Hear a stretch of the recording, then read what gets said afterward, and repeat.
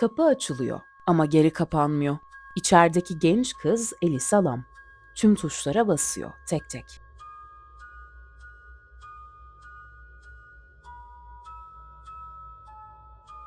Sonra panikle hepsine birden. Ama hiçbir şey olmuyor. Asansör tepki vermiyor. Kapılar kapanmıyor. Sanki bir şeyi onu açık tutuyor. Kız bir anda geri çekiliyor. Kapının yanına saklanıyor.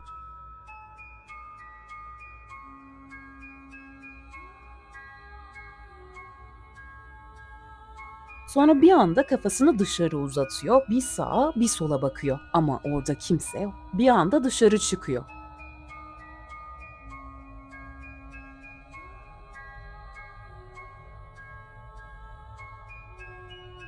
Bir süre kameralara görünmüyor.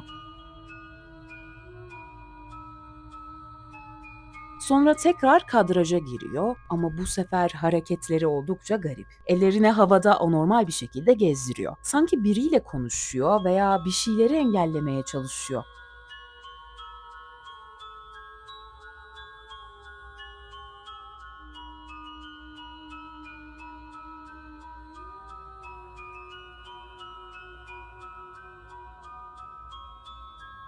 Ve ardından Elisa Lam yavaşça asansörden uzaklaşıyor. O uzaklaştıktan sadece birkaç saniye sonra kapı kendi kendine kapanıyor. İşte bu görüntüler onun hayatta görüldüğü son anlar ve o geceden sonra hiç kimse onu bir daha canlı görmedi. Peki gerçekten o asansörde yalnız mıydı? Ben Lady Crowell. Bu kanalda gerçek suç hikayelerini anlatıyorum. Eğer bu tarz içerikler ilgini çekiyorsa videoyu beğenmeyi, kanala abone olmayı ve düşüncelerini yorumlarda paylaşmayı unutma. 2013 yılının Şubat ortalarında Cecil Otel'de kalan misafirler içme sularının garip koktuğunu dile getirmeye başladı. Hatta otelde kalan bir misafir durumunu şu şekilde anlattı. Duş korkunçtu. Musluğu açtığınızda su ilk birkaç saniye siyah akıyordu. Şikayetlerin artması üzerine bir bakım görevlisi binanın çatısındaki su tanklarını kontrol etmeye gönderildi. Adam tanklardan birinin metal kapağını kaldırdı ve hayatının en büyük şokunu yaşadı. Çünkü tankın içinde şişmiş, çıplak bir beden vardı. O beden Elisa Lam'a aitti. Polis ekipleri olay yerini inceledikten sonra ölüm nedenini kaza olarak açıkladı.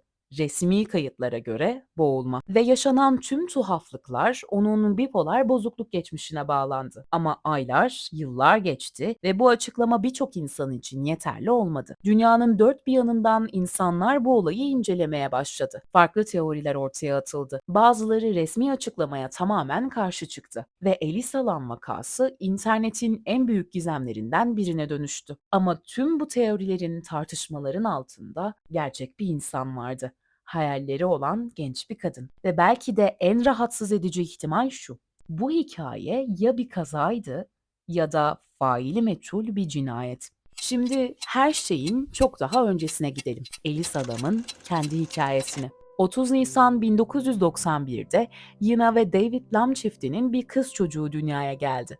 Adını Elisa koydular. Okul yıllarında Elisa dengeli, sakin ve ilgili biri olarak tanınıyordu.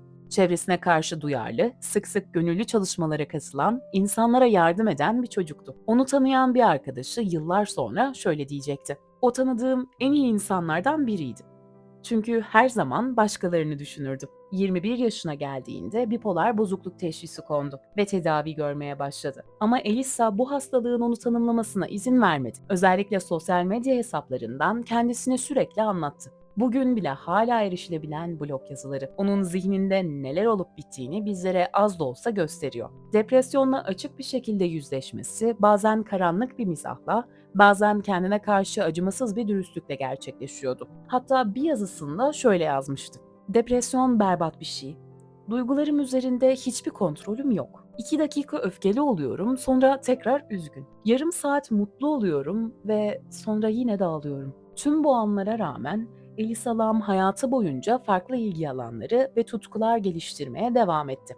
Sanata, modaya ve dünyayı keşfetmeye karşı büyük bir ilgisi vardı. Sosyal medya paylaşımları, şiir, dil, yazı ve kelime oyunlarına olan sevgisini de yansıtıyordu. Bu da onu sadece duygusal değil, aynı zamanda zihinsel olarak da güçlü ve meraklı bir genç kadın olarak tanımlıyordu. Zaman ilerledikçe paylaşımlarındaki karanlık ton en azından dışarıdan bakıldığında azalmaya başladı. Ocak 2013'e gelindiğinde, yani kaybolmasından sadece bir ay önce, paylaşımları çok daha umut doluydu. Depresyonunu aşmak istediğini dile getirmişti. "Hayatını boşa harcadığın düşüncesi seni hep takip eder," diyordu Elisa yazılarında sık sık. Ve görünüşe göre yaptığı her şey bu düşünceyi yanlışlamaya yönelik bir çabanın parçasıydı. 7 Ocak 2013'te bir seyahate çıkacağını duyurdu. Kendi deyimiyle fırtına gibi bir macera olacaktı. Yolculuğa çıkmadan önce eski bir arkadaşını ziyaret etti. Hemen ardından bir post paylaştı. "Hayatımda çok güzel şeyler var ve sanırım bunu sevgi olarak tanımlayabilirim. Geçen gece bunun kanıtıydı. Ben sadece depresif biri değilim. Bundan çok daha fazlasıyım. Hayat uzun ve zor. İnsanlar şikayet etmeyi sever. Ama özel anlar olduğu sürece buna değer. Geçmişte de oldu, gelecekte de olacak. Teşekkür ederim arkadaşlarım, ailem ve Tumblr. Dünya gerçekten harika." Ertesi gün 22 Ocak 2013'te Elisa Lam San Diego'ya uçtu ve bu yolculuk onun hayatındaki son büyük adım olacaktı. Seyahati boyunca bir noktada havaalanında yolunu kaybetti ve aktarma uçuşunu kaçırdı. Ancak bütün bunlara rağmen Elisa Lam kendini mutlu hissettiğini söyledi. Hatta bu olanları bir problem olarak görmek yerine olaya oldukça olumlu yaklaştı. Daha kötü olabilirdi. United Airlines battaniye veriyor ve Wi-Fi var. Ayrıca bu durumu bir şaka haline bile getirdi. Bir ara Tom Hanks'in The Terminal filmindeki karakteri gibi havaalanında yaşama fikrinden bahsetti. Kaliforniya'daki sonraki günlerinde Elisa Lam her gün ailesiyle iletişim kurdu. Onlara iyi olduğunu söyledi ve gerçekten de öyleydi. Bir gününü şöyle anlatmıştı: "Bugün uyudum. Uzun ve sıcak bir duş aldım. $3'lık bir yemekle kendimi şımarttım. San Diego'da yaptığım hiçbir şey evdeki rutinimden farklı değil. İstediğimi yapıyorum. Arada sırada tamamen rastgele ve riskli şeyler de yapıyorum. Mesela yeni tanıştığım birine ondan hoşlandığımı söylemek gibi." Ve 29 Ocak'ta Elisa Lam Los Angeles'a uçtu. Cecil Otel'e giriş yaptı. Planı burada 3 gece kalmaktı. Cecil Otel, Los Angeles şehir merkezinde Skid Row olarak bilinen bölgenin hemen yanında yer alıyordu ve bu bölge pek de iyi bir üne sahip değildi. Otelin kendisi de yıllar boyunca misafirlerinden oldukça karışık yorumlar almıştı. Hatta 2011 yılında kalan bir kadın müşteri duş alırken havalandırma boşluğundan izlendiğini iddia etmişti. Skid Row ise Amerika Birleşik Devletleri'ndeki en yoğun evsiz nüfuslarından birine ev sahipliği yapıyordu. Tahminlere göre 3.000 ila 6.000 arasında insan bu bölgede sokaklarda yaşıyordu. Elisa Lam'ın son Tumblr paylaşımlarından biri bu çevrenin ne kadar kasvetli olduğunu açıkça yansıtıyordu. Bu noktada kendi telefonunu birkaç gün önce kaybetmişti ve bir arkadaşından ödünç aldığı telefonla yazıyordu. Şöyle diyordu: "Kaldığım yerin yanında garip, abartılı bir bina var. Aslında şık sayılır çünkü 1928'de yapılmış. Ama burası Los Angeles. O yüzden her şey biraz fazla gibi." Bu paylaşımdan çok kısa bir süre sonra kimse ondan bir daha haber alamadı. 31 Ocak günü Elisa Lam'ı canlı gören son kişi otelde çalışan bir görevliydi. Ertesi sabah 1 Şubat'ta otelden çıkış yapmadı ve bu durum otel yönetiminin polise haber vermesine neden oldu. 6 Şubat'ta Los Angeles Polis Departmanı genç bir kadının şüpheli kayboluşuna dair bilgileri paylaştı. Sonraki gün bir basın toplantısı düzenlendi. 13 Şubat'a gelindiğinde endişe giderek büyüyordu ve polis bir güvenlik kamerası görüntüsünü kamuoyuyla paylaştı. Bu görüntü 1 Şubat gecesi gece yarısından hemen sonra kaydedilmişti ve Elisa Lam'ın bilinen son görüntüleriydi. Görüntülerde davranışları en azından garip olarak tanımlanıyordu ve birkaç gün sonra otel müşterilerinden gelen su şikayetleri artınca Cecil Otel çatısındaki su tankları kontrol edildi. 19 Şubat'ta Cecil Otel polis departmanını aradı ve bir ceset bulduklarını bildirdi. Olay yerine gelen dedektifler bedenin kimliğini kısa sürede doğruladı. O kişi Elisa Lam'dı. Tankın içindeydi, yüzüstü değil sırt üstü bir halde bulunmuştu. Çıplaktı. Kıyafetleri, ayakkabıları, kişisel eşyaları hepsi tankın içindeydi. Otopsi yapıldı ve sonuç bir kaza. Rapora göre boğularak hayatını kaybetmişti. Vücudunda darp izine rastlanmamıştı. Elisa Lam birden fazla psikiyatrik ilaç kullanıyordu. Testler ilaçlarının bir kısmını almadığını göstermişti. Bu da bir mani atağı ihtimalini ortaya çıkarıyordu.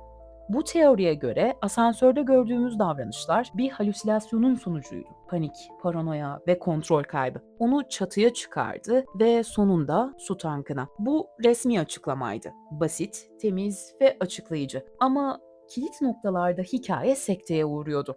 Tankın kapağı oldukça ağırdı.